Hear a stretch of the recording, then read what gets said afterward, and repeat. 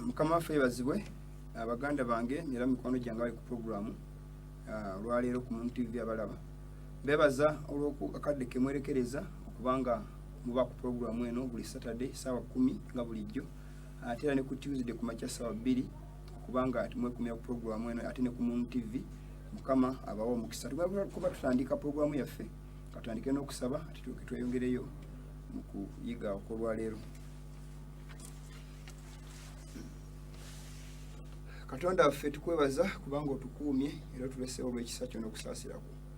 Tukwebaza obulamu obulungi bw'otuwadde, ebyokulya, ebyokunywa n'obugabirizi mu byonna. Tugenda okuyiga ekigambo kyo tusaba Omwoyo Omutukuvu atuluŋŋamye era tuyigirize mu byonna ku bwa Yesu Kristo omulokozi waffe.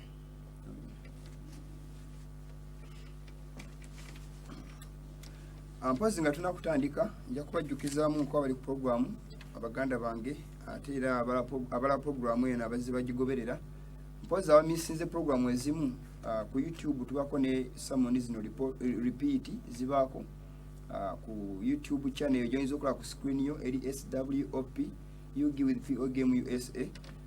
Tuzirecordinga era nga tuba tuziddamu tuziteeka ku YouTube okwo n'abagala flash naga musobola okunkubirako ku Tuesday nga si sabbiiti kubanga tubambira kusinza naye nga sabbiiti eweddeko ennaku endala zonna musobola okunkubirako ne twogera ne musobola okufuna flash ezo mu budde ne musobola okurevisinga sermon zino eno zimuba mulaba ate ne zimumisinze oba oliawo ate era atasobodde kufuna flash naye nga osobola okugenda online n'odownloadinga YouTube sermon ezo naawe oba okoze bulungi zisharinge ne mikwano gyo basobola kuba nga tebasuka obubaka buno kubanga bukulu nnyo naddala mu kiseera kino ekisembayo nga tuyingira Mukama waffe okudda omulundi ogwokubiri.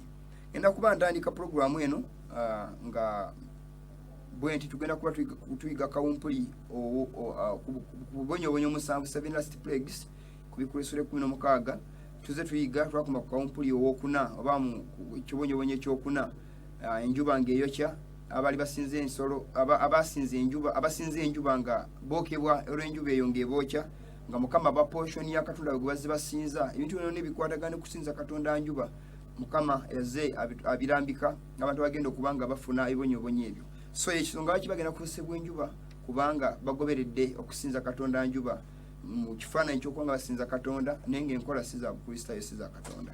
Katugende maaso tweyongereyo tutandike programu yaffe eno bweti ndio kentandike mu butongole ekyokuyiga kino. Katugende ku butimbe tutandike bwe tuti.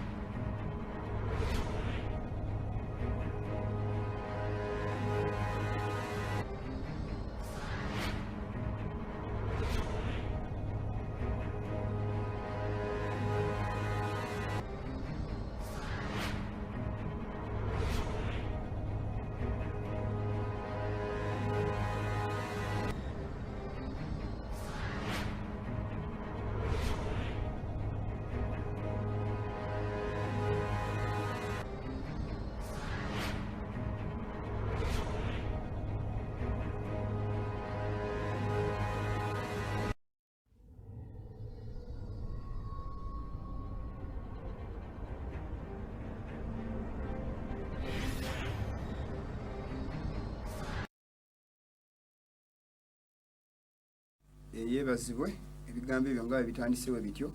Tugenda kuba tuyiga kawumpuli omusanvu nga mulaba ku lutimbe awo era nga mbajjukizaako baganda bange abala programu eno nti tuze tuyiga ebyokuyiga bino naye oba oliawo obudde bwo eva bubeera buto ntimuza kutumala naye nga tujja kukozesa akaseera akatono nnyo ke tulina ate tubeeko wetutuuka yadde kitono nnyo ne tujja kubaako wetutuuka.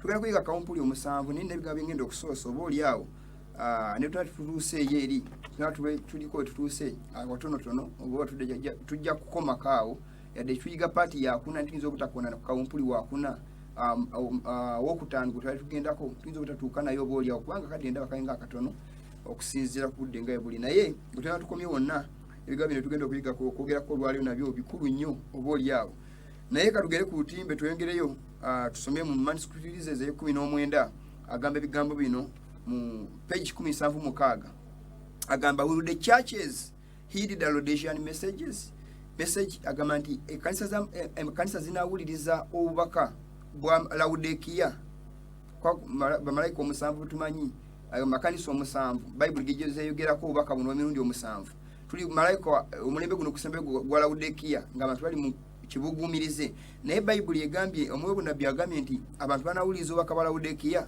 will they repent banenenya or will they notwithstanding that the most solemn message of truth, the third angel's message is being proclaimed to the world, go on in sin. Agamba nti baba tebajja kufaayo balagajjali obaka buneno tebakamalako obasatunga bubuli okusatunga bubulirwa nti nga tebafaayo bagenda maaso n'okukola ekibi. Kadugane maaso agamba bw'ati, this is the last message of mercy. Buno obubaka obusembayo bw'ekisa, the last warning of to a fallen world. Obubaka obusembayo obwensi eno eyagwa oba wewawe yava ku nkola ya Katonda.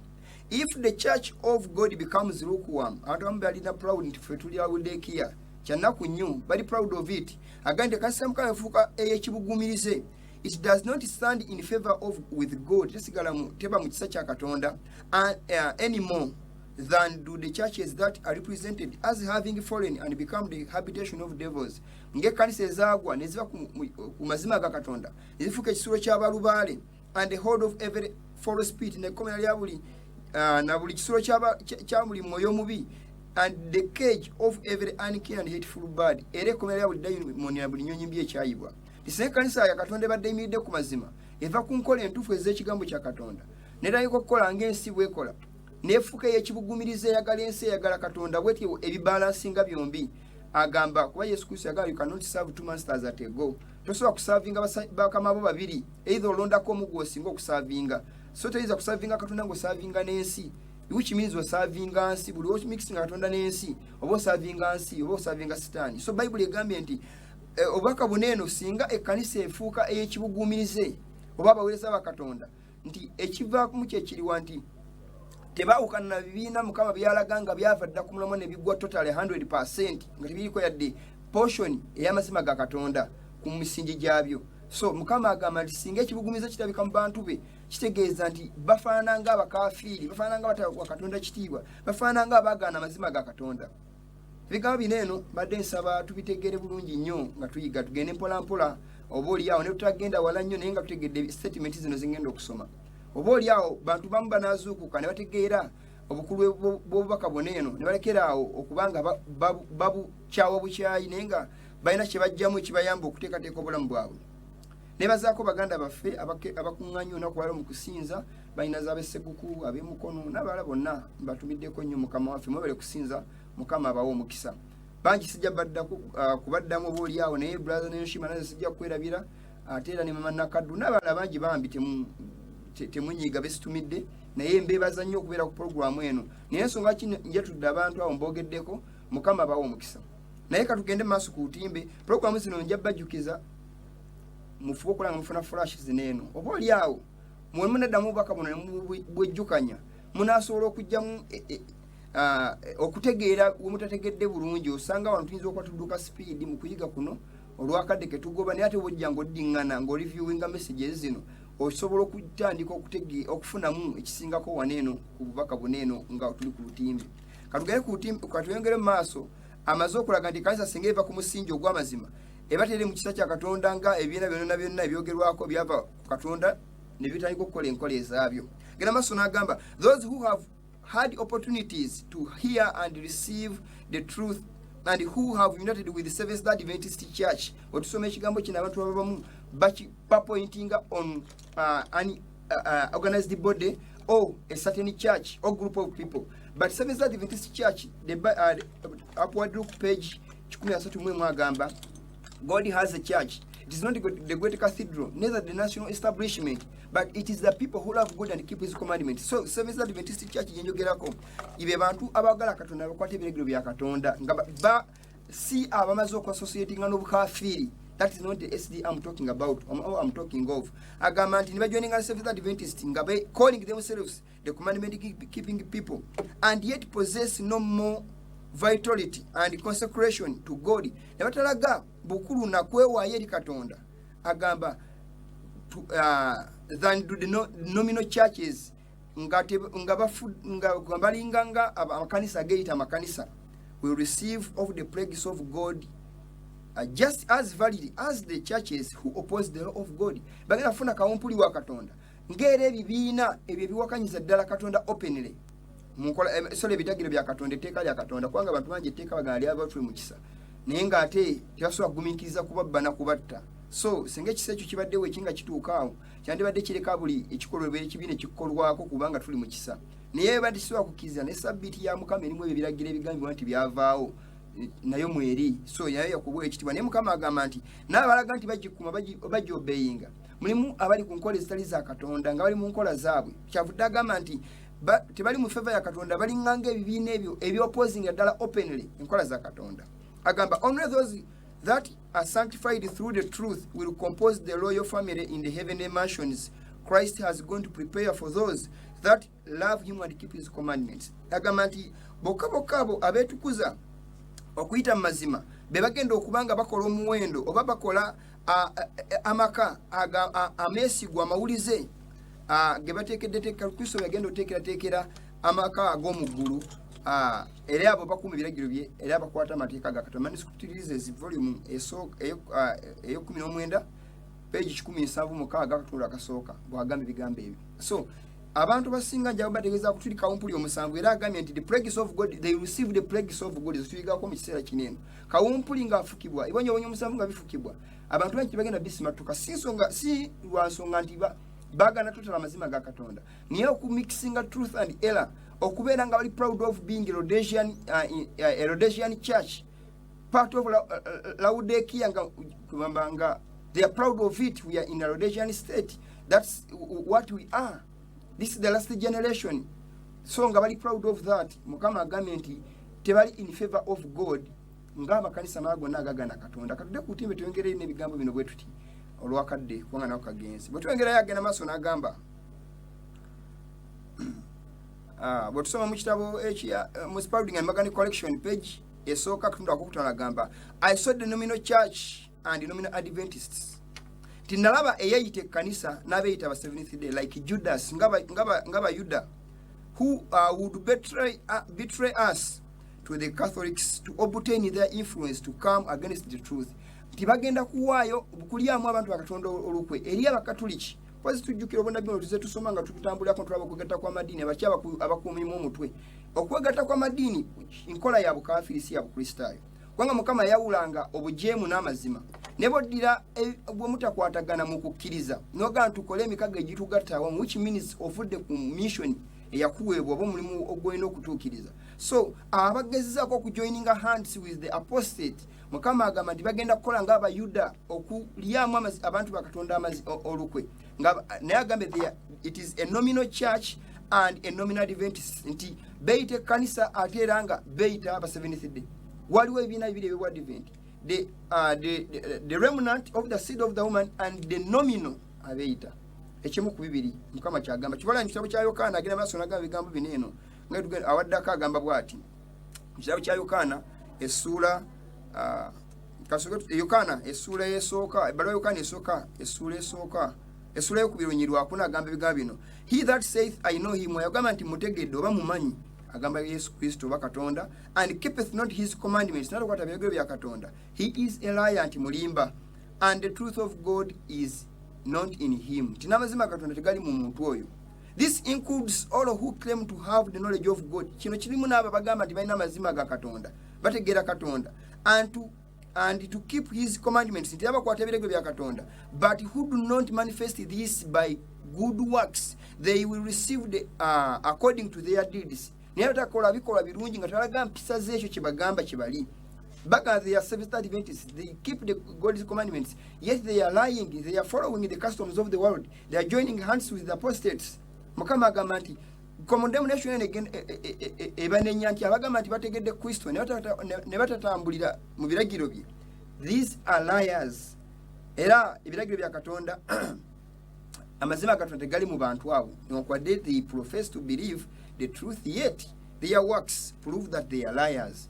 agenda maaso n'agamba ebigambo bino eno mu kitabo ekiyitibwa Last Day Events page ya 5 akatundu akokubiri bwe tuba tuyongedde yagamba bw'ati the voice from Battle Creek, the voice of Battle Creek, this is the headquarters of SDA Church, which has been regarded as the authority in counseling how the work should be done, is no longer the voice of God. This is 1896.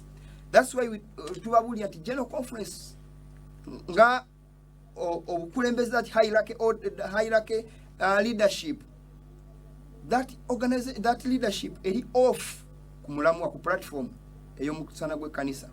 Kyovula ntubagamba nti ebina byonna oba ekkanisa zonna each are believing under General Conference zava ku mulamwa. They are believing, they are obeying the voice of the devil himself. Kwanga bagamba nti is no longer the voice of God, then it is the voice of the devil. But it has been some years since I have considered the General Conference as the voice of God. Chitute myaka mingi nnyo nga considering the General Conference ng'eddoboozi lya Katonda. Lwaki yogera ebigambo bino eno? This is 1898 era 96 and 98. Kubanga enkola z'abasajja bano zaali zimaze okuva ku mulamwa gw'ekigambo kya Katonda. Kivula bw'osoma kitabo kiyitibwa Testimony esooka page 577 agamba nti yalaba ba Catholics nga bayingira ekkanisa naye nga balinga ba Luganda at first. Yatandika okukola enkola ezitali za kigambo kya Katonda. Yatandika okukola ebintu ebiwobwa ebivudde ku mulamwa gw'ekigambo kya Katonda. Kivula kati enkola nyingi nnyo eziyingidde nga tebakyazifaako. Lwaki? Kubanga waliwo okujoininga emikono n'okubanga baaniriza ebadde bitaliimu okulaba ng'enkolagana enywera. Kyavudaga nti ddoboozi eryova ku basajja bano si ddoboozi lya Katonda. Era abantu abobeyinga ebiragiro ebiva ku basajja abo ba obeyinga straight ddoboozi lya mulabe Setaani, so si ddoboozi lya Katonda. So olaba nga abantu b'otambula nabo baganya okubanga bagondera ekigambo kya Katonda nga bakya compromisinga n'obukulembeze obwo. Eyo Babylon, you need to come out from among them and be separate. Come out of her, my people, that ye be not partakers of her sins. Bible wegamba. Olema okulega ku bibonyobo okuba ekitundu ku bibonyobonyo by'abantu abo. Mukama agenda afuka ebibonyobonyo musanvu. Naye buli muntu yenna compromises n'ekibi tajja kusimatuka. Ekiseera ky'ekisawo ekiri Mukama akoolera ayita era yegayirira era abulirira abantu be okubanga bakola ekisinga bakola ekyetaagisa okulaba nga bawesa Mukama waabwe Katonda waabwe ekitiibwa. Naye abantu bangi baobeyinza obulimba okusinga okubeyinga amazima. Basanyukira nnyo ebyobulimba okusinga okusanyukira amazima. Era ntira nnyo okulaba ebigambo nga baga nti mula programu eyo omusajja oyo simayogera ebigambo byenjogera ndowooza biriko obuwandiike ne bwino no proof. Abantu abasinga baagala oyogera ebyobulimba kubanga baagala okusanyusa abalala n'okubasanyusa. Naye Bayibuli erina amazima gaayo amatuufu agayitengeredde. Oli bw'agavaako kitegeeza takyaweereza Katonda. So bw'asigala nga keemenga okuba nti musajja Katonda muweereza wa Katonda, mujjukire Sawulo yava Katonda n'aleka okuyiganya Dawudi Mukama gwe yali agenda ofukako amafuta okubanga afuuka kabaka. Naye ekyamuwalanyisa Dawudi lwaki? Kuba yali amaze okuva ku nkola entuufu ez'amazima ng'atandise okubanga ava ku mazima Mukama amulese naye ng'awulira alina okuba kabaka naye nga Mukama amaze okumuvaako takyalina mukisa gufuga kubanga yali avudde ku nkola entuufu. Kyekyava Mukama n'alonda Dawudi okubanga atwala maaso obwakabaka naye n'amuyiganya ku mutwe ne Mukama yali ng'amutaddeko omukono gwe ng'amaze okumulonda. So abantu basinga balowooza kubanga bwe batandika mu kifo we batuddewo balowooza nti ne bakola vulugu ate Mukama ajja batunyumiza agamba ate bamuli ebyo bantu bange naakola ki? Mujjukire kyatuuka ku Isirayiri Yerusaalemi Mukama yagivaako nezikirizibwa. Lwaki yazikirizibwa nga ate bantu ba Katonda? Kubanga baajeemera eddoboozi lya Katonda newankubadde yali abalonze yamala n'abavaako kuba God's conditions are always fulfilled on condition of obedience. Mukama tayinza kutuukiza bisuubizo bye nga tuli bajeemera ekigambo kye. Buli tujeemera Katonda ne bye yali atusuubiza bivaako akyusa endagaano ye akoze naffe kubanga Mukama akola naffe endagaano ng'agamba bunaabeera abeesigwa munaalyanga ebirungi ebyensi. Naye tubitabeera beesigwa si ensi eno gye njogerako ey'ekibi no, ensi empya balituuka balirya ebirungi ebyensi empya ensuubize. So si eno gye tuyogerako. So obubuulize bwaffe mu nsi muno bwe bugenda tukolerera empeera eyo ey'obulamu butaggwaawo naye butuva ku nkola za Katonda tusigala tukyakiriminga tuli bantu ba Katonda. That is falsehood. Katudde ku lutimbe tumaliyo statement eno ey'okubiri ku Last Day Events. Gramaso nagamba bigambo bino eno that these men should study in a sacred place. Tujja kudde wali emabega katono nnyo agamba nti abantu bano bayimire mu kifo ekitukuvu to be as the voice of God, okubeera ng'eddoboozi lya Katonda to the people eri abantu as we once believed nga tasoka okukkiriza the general conference okubeera that is past ekyo kyayitadda. This is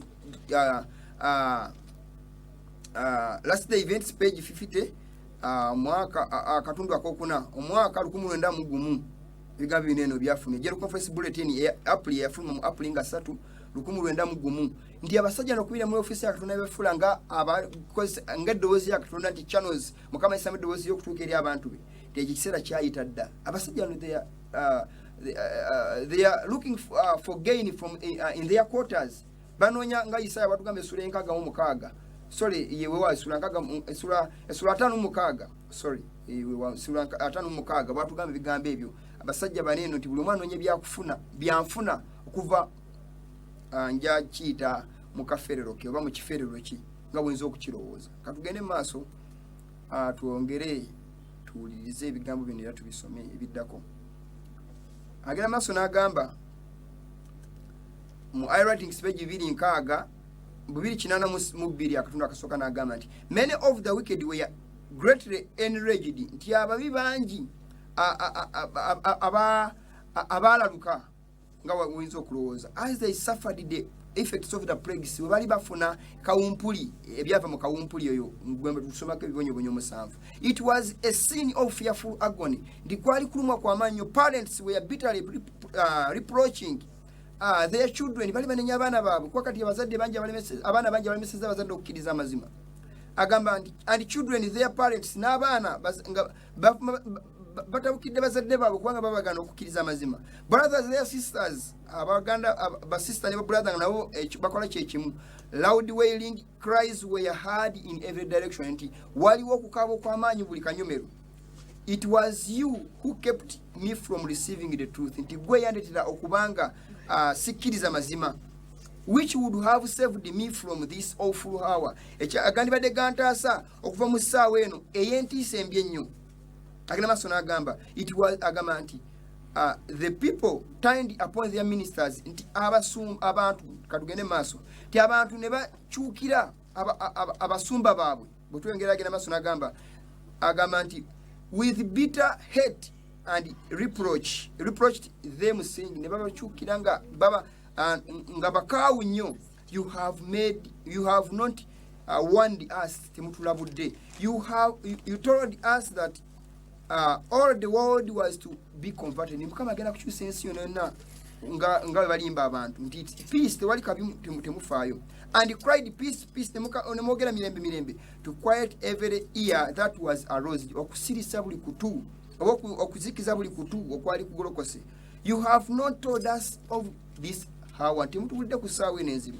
Time eno egenda kubanga etuuse nga basajja ababi bano agamba nti mwatugamba nga those who warned us abatulabulanga agamba who warned us of it nga batulabula ku ssaawa eno you declared to be fanatics, mwagamba nti basukkiriza and evil men, nti basajja babi who would lioni us, nti bwemugobera enjiri abo abasajja bagenda kubanga babaletere obuzibu. Temubagobera abasajja babi bava ku kanisa bava ku mazima naye nga ate munnaye amazima ge boogera tebalinawe baga nti abo bulimba. Agenda maaso n'agamba nti but I saw that the ministers did not escape the wrath of God, nti abasumba abantu bagenda kubanga basimatuka obusungu bwa Katonda. Their suffering was tenfold greater than that of their people, ti okubonabona kwa kugenda kwakoma emirundi 10 okusinga abantu bebabuzaabuzizza. Buli omwe akola ekyakola nga manyi kyakola nti waliwo akali agenda okumwolekera, si byakugenda bwatu mirembe. Kyova laba nti nga oyinza okulaba ebigambo ebiri ku lutimbe akatudde katono nnyo wetuddako emabega katono nnyo ewaawo. Tulaba symbols ezo nga nze nzibalaga union of church and state abangambe first agamba nti church eziri ezava ku mulamwa okujoiningamu okukolera ensolo ekifaananyi nga tuze tubiyigako bunabbi buno sijja kubuddamu kubanga biwanvu nnyo ne muzembera batuze tulaba ebintu binene ebbanga lyonna. So bino ninga abajjukizaamu bujjukiza obukafiiri n'ebirala bino ebiyingidde ensinza n'amakanisa n'okuyiga n'enjigiriza zonna kati ezijjudde obukafiiri ezitali ku nkola ya Katonda naye nga bakozesa Bayibuli ng'ekigambo kya Katonda naye nga ate enkola si za Katonda. Mujjukire mu Isaaya essuula ey'okuna agamba nti abakazi 7 bali kwata ku musajja omu bagamba leka tulye emmere yaffe twambale ebyambalo byaffe naye katuyitibwe erinnya tujjeko ekivume abakazi omusanvu omukazi kitegeeza ekkanisa mu bunnabbi abakazi omusanvu kitegeeza perfection okutuukirira so amakanisa gonna almost bayibuli bwegamba gagenda kwekwata ku kristo nga gayita makristaayo naye nga gagamba leka tulye emmere yaffe leka tuwulire enjiri yaffe leka twambale ebyambalo byaffe leka tube n'empisa ezaffe n'enkola ezaffe naye leka tuyitibwe erinnya lyo tuyitibwa kristaayo tujjeko ekivume kya bukuyitibwa bukafiiri bayibuli bwetu bwegamba so obunnabbi obutuukira mu kiseera kino ng'okwegatta kugenda mu maaso naye ng'okwegatta kuno si kwa musingi gwa Katonda naye kwa kulangirira mirembe naye nga tewali mirembe so baganda bange abala pulogulaamu eno muzuukuke kubanga kabi akolekedde ensi ko tekagenda kulinda naye Mukama alabula before ekiseera nga tekirina kutuuka nga talina kubako kyakola alabula abantu be okwekuuma obubi oba akabi ako bakolekedde bwe tugonda ne tuwuliza eddoboozi lye Mukama atusaase naye tutagonda kuwulira ddoboozi lye tubajja kuba tuliibwa ekitala n'okuzikkirizibwa oba n'omusango ogugenda okujja bwetudda ku ntimbe tujjukira nabagambako omundi oguwedde ku kifaananyi kyekiddako ekyo kiri awo tulabanga mu Italy abasajja tulaba God.Evangelicals abala bangi ba Catholics bakuŋŋaana mukubula bakumye candles nga basabira emirembe unity in Christianity okwegatta mu bukristaayo SDA pastors and Catholic priests tulabanga bakuŋŋaanye mu Italy era omukolo guno papa yagulangira tuba tugenze maaso nga betolodde ebola emuyinza okugiraba eriko emisalaba n'enjuba that is the globe tuba tuyiga ku bunnabbi tujja kuyiga ku symbols ezo engeri gye bazikozesaamu basatanisi tugitera okulaba nga katamuza kebayita ka Yesu nga Mariyamu akasitudde akutte ka globe ako mu ngalo kuliko omusalaba n'ebyo symbols enzitera okujja nga mbayigirizaako oba nga mbabuulira tujja kwongera okubiyigako mu maaso eyo tuba tubituuseko naye balaayi bekutolodde globe eyo kuliko emisalaba ne candles nga muyinza okubiraba so bazze babikola of recent tulaba 2021 mwaka guno January nga 24 ebyabeerawo ebintu bino eno twakola mulundi ogwedde twasobola kubanga tuyiga ebintu bino ekyokuyiga kino kyakya mulundi oguwedde naye bwekyo kimbadde ngezaako kubalaga nti bwe tugenda wawaddako omukolo guno gwali broadcasted ku Hope Channel media mu Italia eri under Hope Channel eri mu America era ebigaba bigamba the purpose claim of spiritual supremacy is complete when Adventists Seventh Day Evangelicals n'Abanaddini abalala and Orthodox submit to its authority nga bewaayo eri obuyinza bwayo 2021 nga 24 January so authority eno Bible gyogera ku kitabo kya Kuleesula 13 tekisona nefuna ekiwundu ekyokufa ne kiwona nga tujjukira mu Kuleesula 13 ensolo yafunitibwa ekiwundu ekyokufa Napoleon nga ajjako obuwo bwa papa na malabuzaawo si yabuzaawo wabula nga bumalabudde mu 1929 naye nga bwava mu 1798 okumala emyaka 1200 ejjaggwako then ekiseera ekyo kyamala okuyitawo nga amaze okubuwera ali mukomera atiddwa ensolo okufuna ekiwundu ekyokufa 1929 balangira mu New York Times nti ekiwundu eky'emyaka emingi kimaze ne kiwona amawulire ago gafuna mu New York mu mwaka 1929 obunnabbi bwe buddamu lutuukira tujjukira wano papa recently yagamba nti okweyawula division is a wound tetusobola kuleka that wound when it is open so tuze tulaba agenda zino zonna zigenda mu maaso zokola nga bajjamu okugatta amadiini okuzzaawo amaanyi gawo naye nga mulabye ku wano tubadde tusoma ebigambo ebyo mu Advent Messenger January 24 2021 agambye tujja kudde ku utimbe agambye nti the papa says claim of spiritual supremacy agamba nti is complete when Adventists Seventh Day Evangelicals Banaddini and Orthodox submit to its authority nga bewadde eri obuyinza bwe oba obuyinza bwabwe ebigambo ebyo ndoza mubirabye nga wagambye bwe tugenda maaso n'agamba nga tukyali awo nyini tulaba Hope Channel Italia tulaba Holy Council of Churches okwegatta kw'amadiini agenda yenkola eno gyembadde mbagamba kyabulaga maaso n'agamba Hope Media Italia also participated yegatta oba yeetaba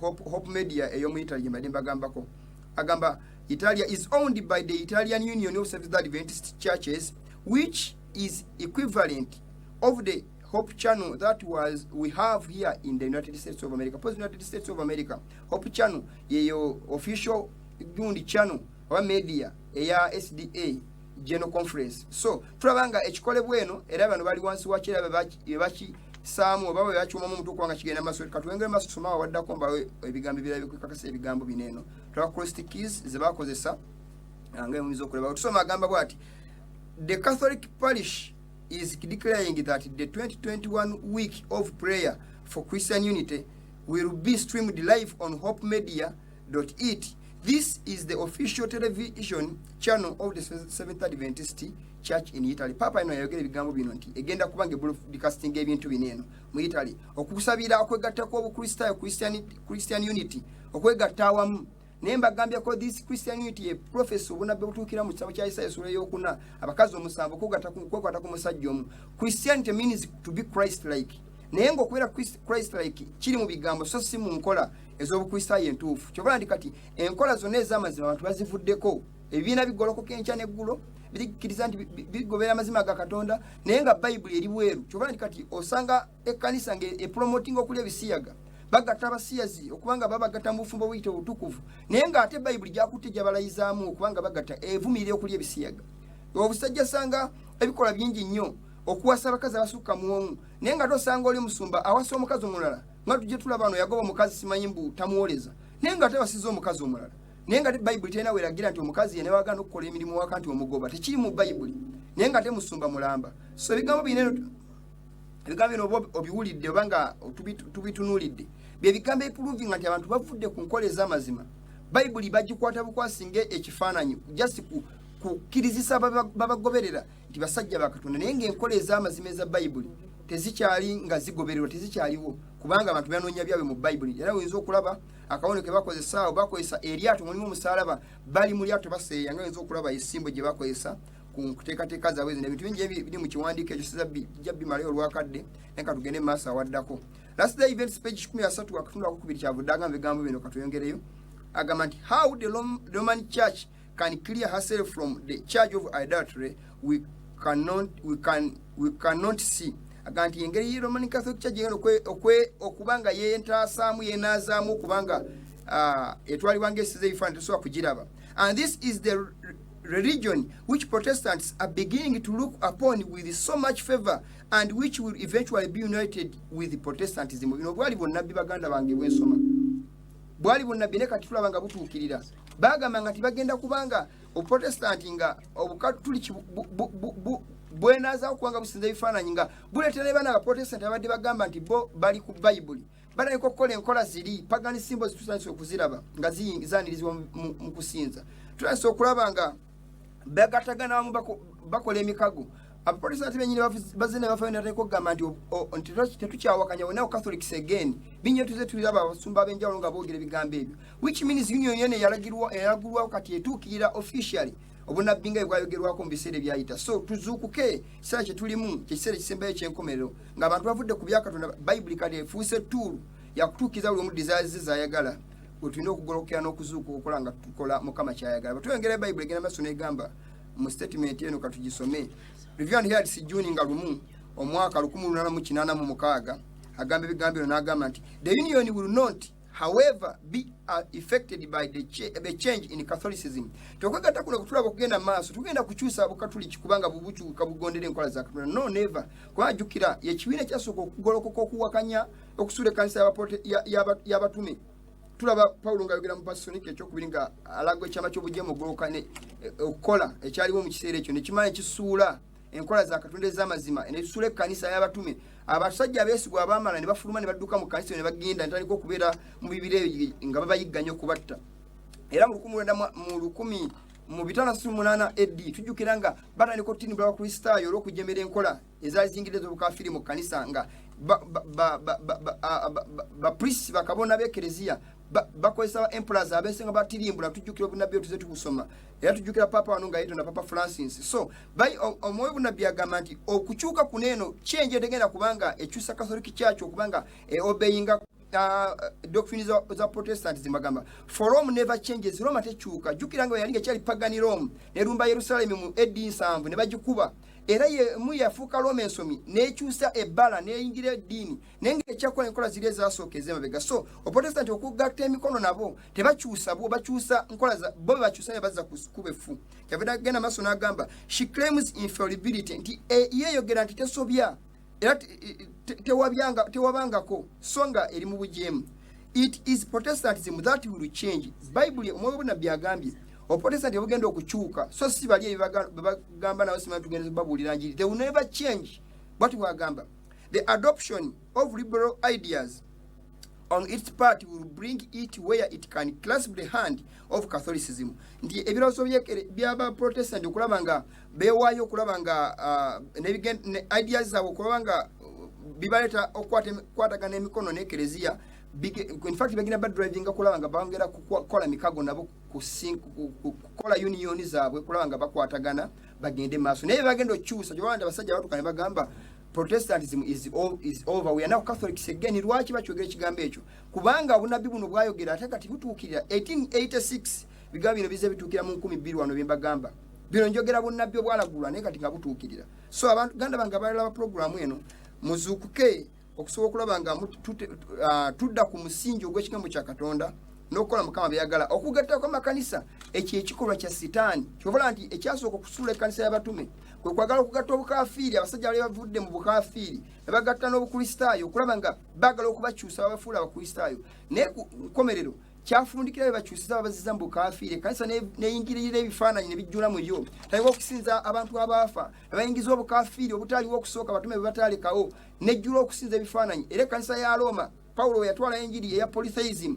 eya monotheism yasangawo polytheism okusinza bakatonda basukka mu omu ekyavaamu kyekiriwa bajjawo ensinza ya polytheism gye yali alese mu Roma taliko okusinza bakatonda abangi Mariyamu n'afuuka Katonda Yesu n'afuuka Yesu ne batafuna bakatonda bangi ba Yosefu n'abala bangi betunzo abatume bonna ne batandika bafuna bakatonda ba Petero babasaba kati so polytheism n'emala n'ekomawo n'atandika okutuma abukristaayo amanya abakafiri abanyaga obukristaayo Semiramis n'atuma Maria Yesu n'amutuma Tamuzi n'amutuma Yesu Yusufu n'amutuma Nimrod n'amutuma Yusufu sorry atulaba naba ne batuma ba Petero ne batuma ba Apollo n'abala bangi bisiza kumalayo naye nga bonna batuma amanya g'enjawulo so naye nga badidde bukafiri bakyusiza amanya December 25 gale mazalibwa g'enjuba ne bagatufuna mazalibwa ga Yesu nebira bingi emikolo mingi gye bazze bakyusa nga bagifula emikristaayo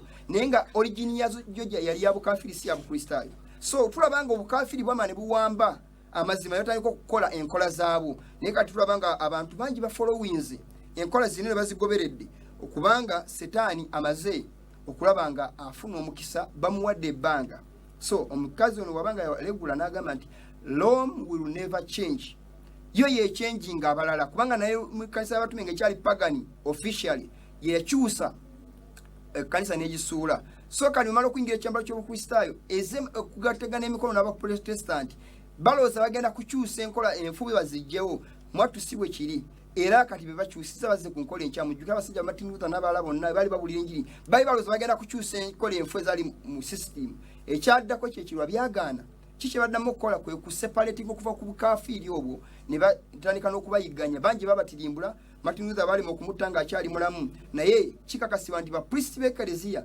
bagenda ne bafuna amagumba ge ne bagajje ne bagookya kubanga bali bagala omutta akyali mulamu ne balemesebwa n'adduka n'abavaako ba emperor yamukuuma emperor nja kumujjukira erinnya naye yamuprotecting obutamutta naye bamala okufanga ekiseera kituuse bajja amagumba ge ne bagookya ne bagayiwa evvuulye mu nnyanja kubanga bali bakyawa enkola ze yali aleese ez'okuzza abantu ku kigambo kya Katonda Bayibuli yagibwa ku bantu ne bookya Bayibuli mu kitabo kya Kukolesero 11 abajulu ababiri Bayibuli beeyogerako babookya ku streets eze France ne batandika kutongoza Goddess of Wisdom ne bajjawo Bayibuli ne bagamba abantu baddembe amateeka tegakyalina mugaso ne bayambula omukazi ne bamu nga alaga amabeerege ne bamutuuza ku nsolo ne bamulomboleza ekibuga kyonna nga bakyetooloola naye kyavaamu kyekiriwa baddamu ne basaba Bayibuli nate nga balaba ebikolobero bisusse naye Bayibuli bonnabyo yabulagulako stiru ku Bikolesero 11 ng'ayogera ku bajulirwa ababiri Old and New Testament abalagulira ennaku 1206 gy'emyaka gye mbagambye okuva mu 538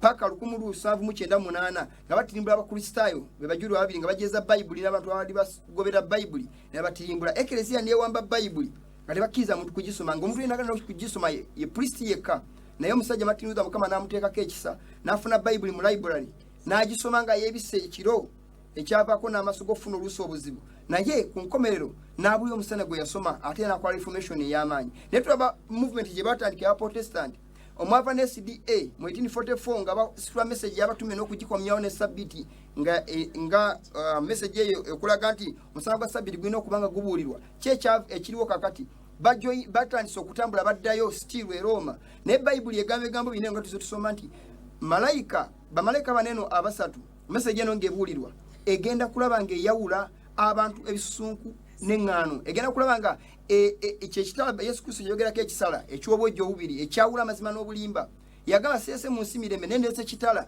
kye kigambo kya Katonda kikisinda okusala okwawula amazima n'obulimba tetujja kwogera nnyo nti nze ndi wa ddiini bweti nja kuba okukreminga amanyi okulanga tutandika okugapossessing okulanga tuli proud of that naye our works our deeds our message will prove whether we preach the truth or we are preaching falsehood yekigenda okuprovinga kyokka naye tetugwali kyogenda convincing abantu nti no I'm on the platform of truth because oyogera nnyo okubanga weyogerako nnyo nti nze ndi walinnya gundi niweyita ekintu ekyo naye ekintu ekyo nakiragamu ebyo by'obuulira n'ebyokola kalugende maaso nga tunate ofundikira awaddako agamba bwati ebigambo binene tubiwulirize agamba ati nti naye lwaki abamawanga balaluse why do heathen rage lwaki amawanga balaluse and batabuse and the people imagine a vain thing and balowooza ekintu ekitaliimu the kings of the earth set themselves and the rulers take counsel together against the Lord and against his anointed one nti bakabaka b'ensi beteeseteese nti n'abakulembeze b'ensi bateesezaamu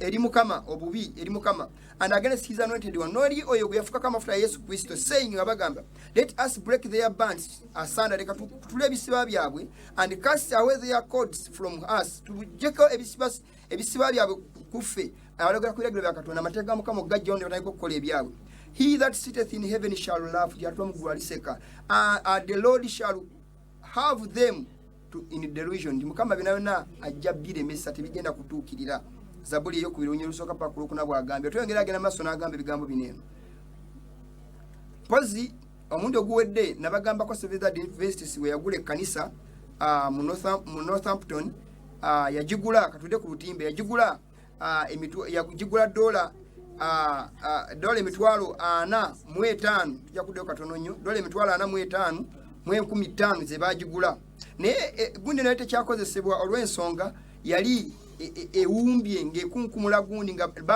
baali tebakyagikozesa okumala emyaka 2 olaba ndowooza baali tebakyagikozesa olw'okubanga yali bagyeralikira okubanga eyinza okubaleetera okubagwira abakatuliki tekyagikozesa mu January 14 gwe njogerako wano kwali kulonda eri nga bali kuuka wefuba bakugula kanisa eno bagigula dola emitwalo 45 mu 15,000 zibagigula naye kugula kwekerezia eno kugifuula nga bebasabiramu abSDA si kyenjagadde okugira ennyo yadde nakyo kimu ekyokuyiga kinene nnyo naye wenewo njagala tutuukeko awaddakawo katusomewo we bamala okugula gundi eno kyekyaddako agenda maaso n'agamba Seventh Adventist buys former eno tuli mu mass live bigambo bino byafuluma nga 14 2021 agenda maaso agamba bw'ati bigambo bino the Catholic parishes of Northampton which merged in St. Elizabeth and Seton Parish in 2009 hadn't used the Blessed Sacrament building in more than 2 years.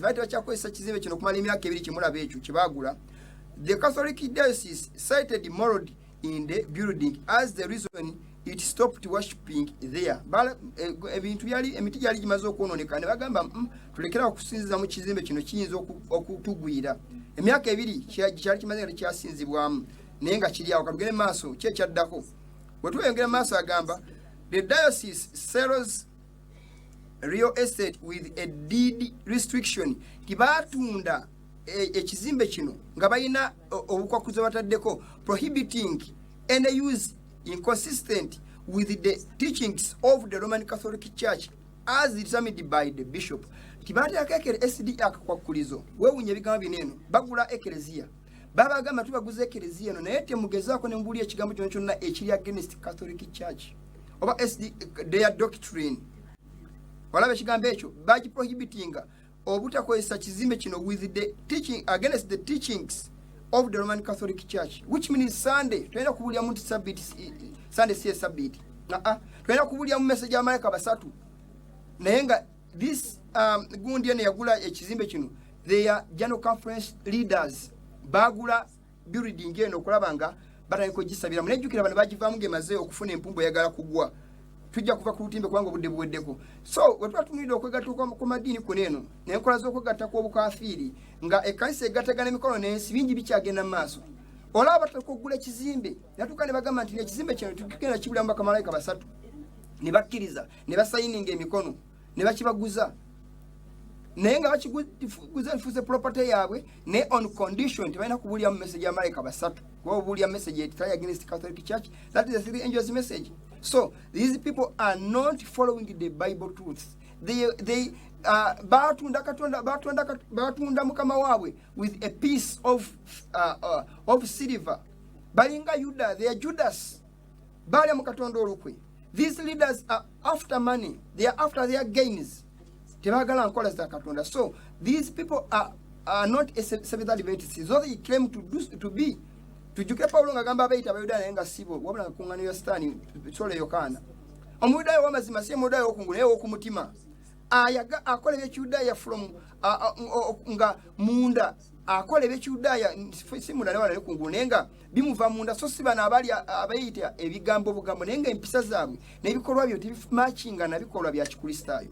Baganda nga program eno akadde ke kanzigweddeko andi badde njaga nnyo n'okusukka wano n'okweyongeresa wano namba kwekyo kuyiga kino sinawe ekikutteko ebibonyobonyo malayika okutaano ng'afuka ekibya kisimukoonyeeko yadde n'adde nkiteeseteese naye olwakadde badde ne ngwana okwogera ebigambo bino kubanga ebigambo bino bakimbyogedde abantu bangi bagudde otalo ku message eno abandi badde bagisupportinga akiproving nti bali party ku general conference ejemedde enkola za Katonda etandise okulaba ng'ewakanya amazima ga Katonda they are in harmony with their evil works of joining hands with apostate Christians and the Catholic Church. So abantu bano abacha compromising n'abakulembeze bano mukama mumanyi mukama kyageneze ebyange mbyogedde nsaba Katonda atuwe ekisa ngenda komekereza wano saba tusinkane ku Tuesday ku macha sawa 2 mubere bulungi mukama bakuume tujawuliziganya ku contact sezo zimara ku lutimbe Katonda w'ekisaba kume mubere bulungi.